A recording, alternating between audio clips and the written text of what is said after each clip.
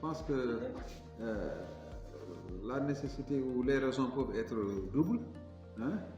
D'abord parce que c'est un thème d'actualité, okay, lancé principalement par l'autorité de régulation de la commande publique, qui en est maîtresse d'œuvre. Et ensuite, une demande pressante pour le personnel même d'être imprégné des aspects relatifs à la commande publique durable, hein, au marché public de façon générale, mais surtout à la thématique émergente de l'achat public durable et de la commande publique responsable aussi. Et quels ont été les points focaux de cette formation? Qu'est-ce qui a vraiment cristallisé les discussions? Parce qu'on a vu que c'était très animé entre le formateur et les employés qui ont suivi cette formation. Oui, vous l'avez dit, j'ai trouvé un intérêt de la part de tous les participants. Les participants ont montré un grand enthousiasme à participer à ce cours et à s'exercer à travers les travaux de groupe, à travers des exercices pratiques. Mais vraiment, les points saillants de la formation, ça a d'abord été le développement d'un plaidoyer vis-à-vis de l'achat public durable. Qu'est-ce qui aujourd'hui, dans le contexte du Sénégal, pourrait être développé comme argument pour expliquer la politique de mise en œuvre de l'achat public durable? Ça, c'est un. De deux, la plupart des participants également avaient exprimé comme attente d'être imprégnés du BABA. Ils entendent parler d'APD, mais au sortir de cet atelier-là, ils aimeraient pouvoir, n'est-ce pas, expliquer ce que c'est, à quoi ça rime, quels sont ses outils, hein, quels sont ses avantages et quelles sont ses limites. Voilà. Et l'autre aspect vraiment très très important, c'était de partager les innovations que la mise en œuvre de cette politique APD-là a induite. Parce que comme vous le savez, on vient d'adopter un arrêté portant sur les marchés réservés, qui n'est autre qu'une mise en œuvre de la politique d'APD, vers son pilier social et économique. Oui, M. Diallo, vous êtes reconnu quand même comme une voix autorisée dans la formation à l'intention des autorités contractantes, etc., pour tout ce qui concerne nos commandes publiques et récemment et plus spécifiquement sur les achats publics durables. Beaucoup de préoccupations légitimes ont été soulevées par les collègues, notamment que on doit utiliser nos énergies fossiles pour nous développer, comme les autres pays l'ont fait, que tel aspect ce n'est pas possible, etc. Et vous nous avez démontré que tout est possible avec une volonté politique. Comment amener cette volonté politique-là à être une réalité et à accompagner la mise en œuvre effective des achats publics durables dans les acquisitions de l'État? C'est de ne pas se presser, de donner du temps au temps.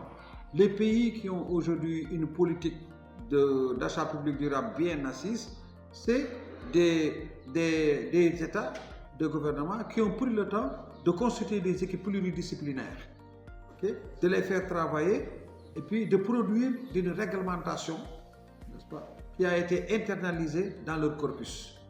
Ça, c'est un aspect, je pense, très important. Comme vous l'avez si bien dit, il y a un scepticisme qui s'est développé quant à la pertinence de la mise en œuvre de la politique d'APD. Notamment, il y en a qui se posent la question de savoir est-ce que les procédures ne seront pas plus chères? Est-ce que les budgets estimatifs, si on doit intégrer des critères, est-ce que le coût n'en sera pas plus élevé? Il y en a aussi qui disent que est-ce que ça ne sera pas la porte ouverte pour forcer la concurrence, ne plus avoir un traitement équitable par rapport aux subventionnaires dans un marché précis? Mais tout cela, je pense que le législateur en a été conscient et le législateur a prévu des clauses pour encadrer tout cela. Mais le meilleur encadrement, actuellement, c'est que ce n'est pas encore contraignant. On est encore sur une courbe d'apprentissage. On donne du temps au temps. Comme vous le voyez, il y a tout un vaste programme de formation qui est aujourd'hui en cours. C'est pour d'ailleurs mettre tout le monde au même niveau d'information. Ensuite, il y a les dossiers types qui sont en train d'être, passez-moi le terme, apédisés et qui ne sont pas encore adaptés. Mais tout ce temps-là est nécessaire pour en fait lifter le système, pour mettre tout le monde au même niveau d'information. Mais vous êtes également d'accord avec nous, M. Diallo, qu'une politique APD ne peut être mise en œuvre dans un pays si elle est en déphasage avec les priorités nationales des autorités politiques.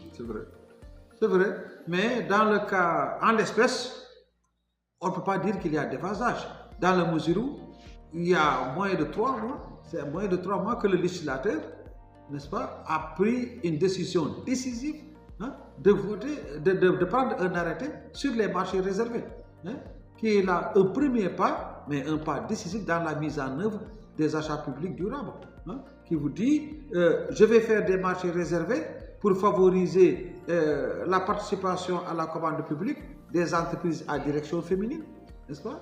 Je vais prendre des arrêtés pour favoriser l'emploi des jeunes à travers les marchés publics. Quand même, quoi qu'on dise, les marchés publics, c'est annuellement un budget de plus de 4 000 milliards.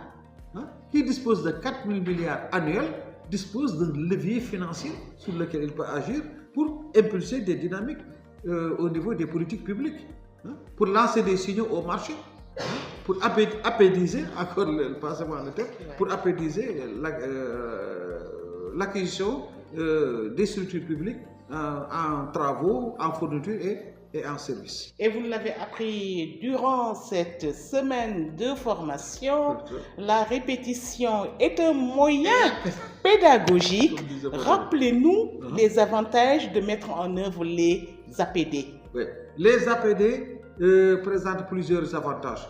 Bon, le premier avantage d'abord, c'est qu'on met en œuvre une disposition constitutionnelle. La Constitution du Sénégal dit qu'à tout citoyen, on doit garantir un environnement sain. C'est un.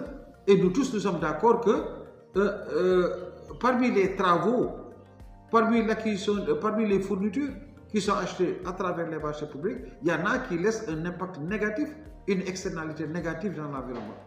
Bon. Secondo, ça met en exergue la responsabilité des autorités contractantes à réparer les dommages que cause l'acquisition des travaux, de fournitures ou de services que cela cause à l'environnement. C'est une notion donc de responsabilité environnementale, de réparer ces dommages-là.